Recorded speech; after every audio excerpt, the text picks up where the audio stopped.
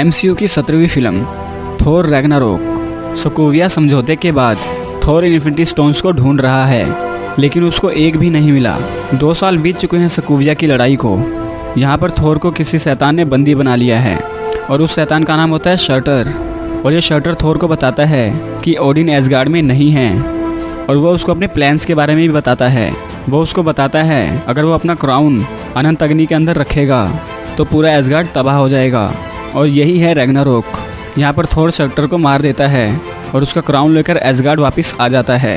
और यहाँ पर थोर समझ जाता है कि ये ओडिन के रूप में लोकी ही है। तो लोकी और थोर डॉक्टर स्ट्रेंज की मदद से अपने पापा को ढूंढ लेते हैं। यहाँ पर ओडिन इन दोनों को बताते हैं कि वो मर रहे हैं, कि हेला जो तुम्हारी बहन है वो मेरे मरने के बाद वो फरार हो जाएगी। हेला ओडिन की सबसे पहली संतान थी जिसकी मदद से उसने कई लड़ाइयाँ लड़ी और अपना साम्राज्य खड़ा किया। लेकिन यहाँ पर ओडिन को बहुत जल्दी रियलाइज़ हो जाता है कि हेला अब खतरा बनती जा रही है इस दुनिया के लिए। तो वो उसको एक जेल में कैद कर लेता है। तो थोर अपने हथौड़े से हेला के ऊपर वार करता है, लेकिन हेला उसके हथौड़े को तोड़ देती है।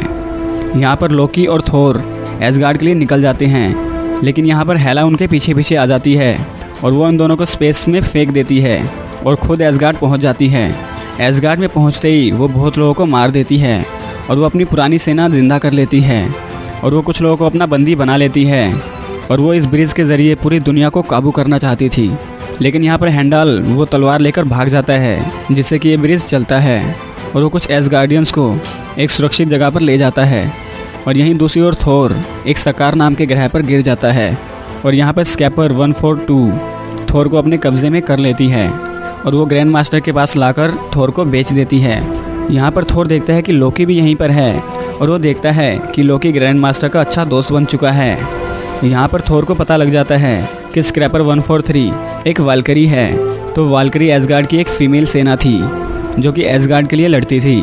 यहाँ पर ये बंदा थोर को लड़वाने के लिए एक मैदान में ज़बरदस्ती उतार देता है।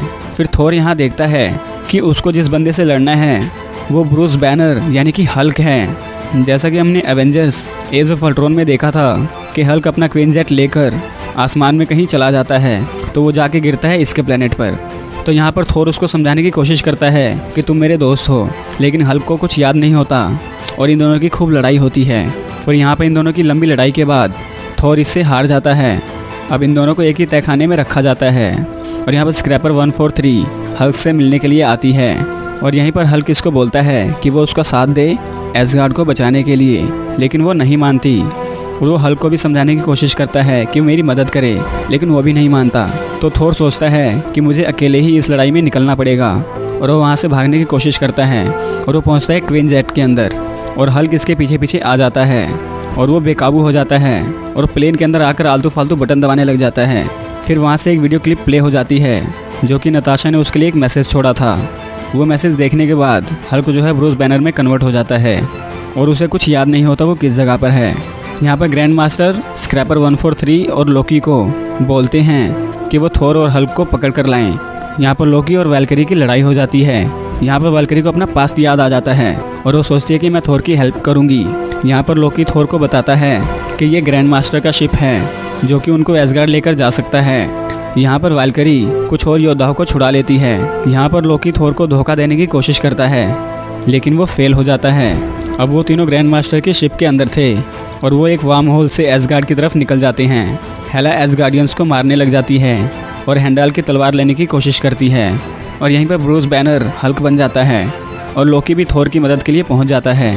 सारे एसगार्डियन को बचाने के लिए एक शिप के अंदर डाल दिया जाता है और यहाँ पर हेला और थोर की लड़ाई होती है, जहाँ पर हेला उसकी आंख निकाल देती है। हेला से लड़ाई करते करते और ओडिन सपने में इसको बोलते हैं कि रैग्नारोक ही हेला को रोक सकता है। और फिर थोर लोकी को बोलता है कि हमें रैग्नारोक होने देना है। फिर लोकी शर्टर के क्राउन को अनंत अग्नि के अंदर डाल देता है और यहाँ से शर्टर पैदा हो जाता है। वो शर्टर पूरा एसगार्ड तबाह कर देता है और शायद उसी बीच हेला भी मारी जाती है, लेकिन ये कंफर्म नहीं होता कि वो मर चुकी है। लेकिन एसगार्ड पूरी तरह से तबाह हो जाता है।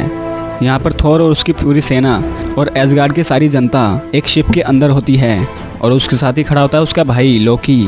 और वो लोग फैसला करते हैं कि एसगार्ड अब वहीं बसेगा जहाँ पर एसगार्डियंस के लोग होंगे। और वो कहता है कि अर्थ की तरफ चलो और यहाँ पर एक पोस्ट क्रेडिट सीन आता है जिसमें थोर के शिप के आगे एक बहुत बड़ी शिप आ जाती है और यहीं पर फिल्म ख़त्म हो जाती है। अगर आप लोगों को वीडियो अच्छी लगी तो प्लीज़ इस वीडियो को लाइक कर दें और इस तरह की और वीडियोस देखना चाहते हैं तो आप नीचे कमेंट कर सकते हैं आप किस फिल्म को इस तरीके से देखना चाहते हैं। और हमारे साथ बने रहने के लिए आप हमारे चैनल को सब्सक्राइब कर सकते हैं। हम अक्सर ऐसा वीडियो बनाते हैं। वीडियो देखने के लिए आपका बहुत बहुत धन्यवाद।